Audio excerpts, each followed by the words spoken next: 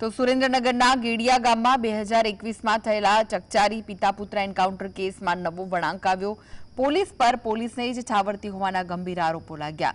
આ કેસમાં પીએસઆઈ વિરેન્દ્રસિંહ જાડેજા સહિત 7 પોલીસકર્મીઓ સામે ફરિયાદ નોંધાઈ, પરંતુ ભોગ બનનાર પરિવારનો આક્ષેપ છે કે પોલીસ આ મામલે કોઈ તપાસ નથી કરી રહી। 2021માં ગેડિયા ગામમાં હનીફ ખાન જાટ મલેક અને તેમના 14 વર્ષના પુત્ર મદીન ખાન પર પોલીસે ગોળીબાર કર્યો હતો, જેમાં બંનેનું મૃત્યુ થઈ ગયું હતું। પરિવારના જણાવ્યા અનુસાર હનીફ ખાન પર નોંધાયેલા 86 કેસોમાં 56 કેસોમાં તેઓ નિર્દોષ હતા। પરિવારે આ એન્કાઉન્ટરને બનાવટી ગણાવી પોલીસ પર આરોપીઓને બચાવવાનો આરોપ લગાવ્યો।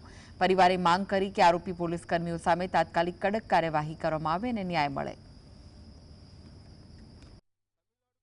21માં જે ઘટના બની હતી તેમાં કોર્ટે આદેશ કર્યો અને એફઆઈઆર કરવાનો હુકમ કર્યો અને એફઆઈઆર પણ થઈ। આજે 5 દિવસ થઈ ગયા પણ તેમના પર હજી કોઈ કાર્યવાહી કરવામાં આવી નથી।